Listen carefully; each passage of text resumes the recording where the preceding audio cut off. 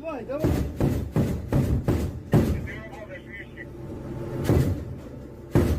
Все, минус, вот так,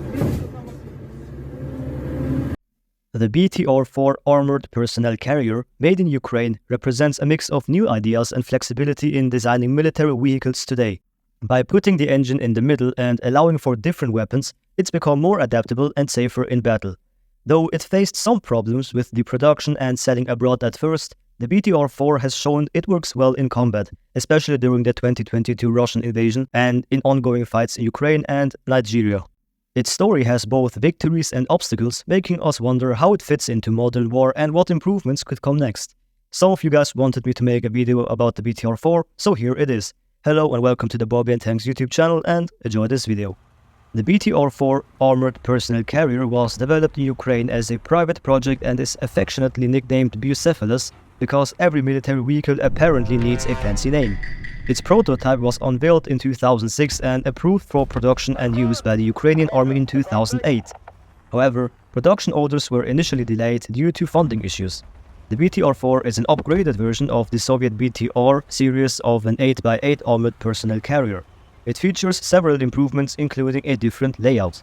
The main drawbacks of the Soviet BTRs was their rear-mounted engine compartment, forcing troops to exit through the side doors right into the line of fire. The Ukrainian BTR-4, however, moved the engine to the middle of the hull, giving the troops a rear exit similar to Western designs like the German Transportpanzer Fuchs, which was basically the luxury sedan of APCs. I mean, look at how much space they have in there. It's enough to have a breakdance party on the way to battle while drinking some. The BTR-4 is more adaptable than older Soviet BTR-60, 70 and 80 models because its layout makes it easier to customize for different roles. That's how there's the BTR-4K, for example, which serves as a repair and recovery vehicle, the BTR-4K-SH, which serves as a command and staff vehicle, or the BSEM-4K, which serves as a medical vehicle. The BTR-4's armament can be tailored to customer needs. The prototype features a locally designed new armament module with a 30mm 2A72 automatic cannon,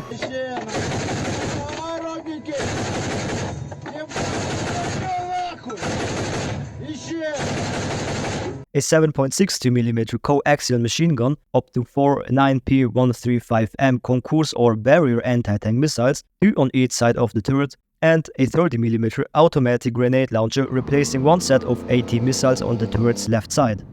It can also be equipped with various turret weapons modules. During the 2022 invasion, the BTR-4 demonstrated its combat effectiveness by destroying Russian T-72B and T-72B3 tanks with its 30mm cannon at close range, probably making the tanks' crews ask themselves why they even woke up this morning.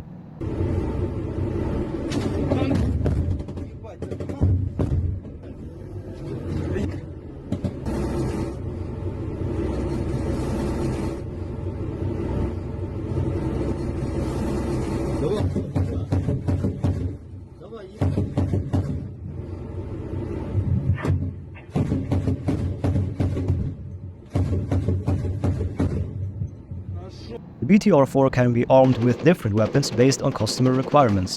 The baseline BTR-4 provides all-around protection against 7.62mm ball rounds and artillery shell fragments. Some sources indicate it can also protect against 7.62 x 39mm armor-piercing rounds, meeting Steinek 4569 Level 2 standards with the front arc able to withstand 12.7mm rounds. It can also resist 6 kg anti-tank mine blasts.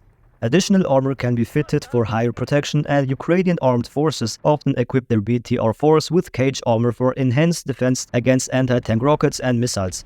The BTR-4 includes automatic fire suppression and NBC protection systems.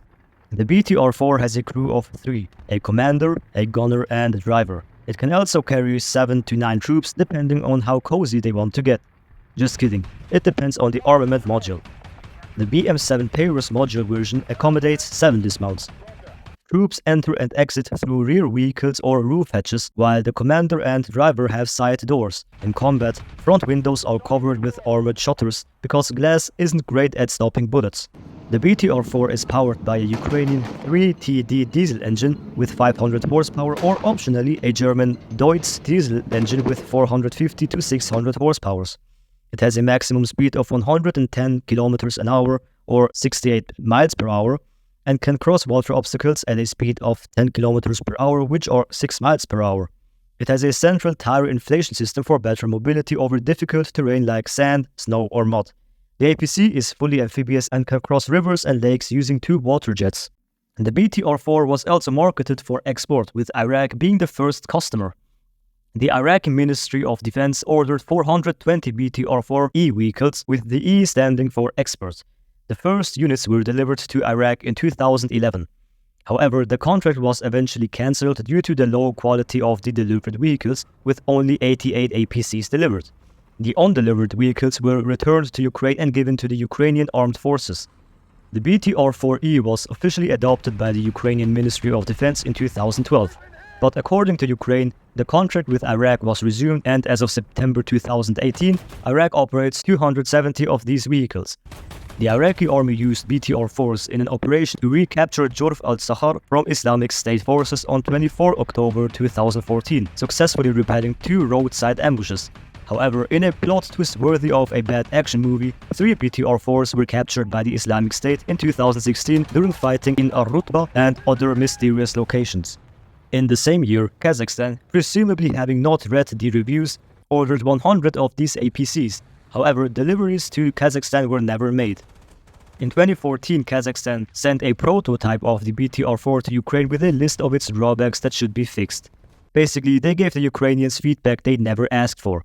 After tensions escalated between Russia and Ukraine in 2014, the Ukrainian armed forces ordered 154 BTR-4s, and the Ministry of Internal Affairs ordered another 40 units.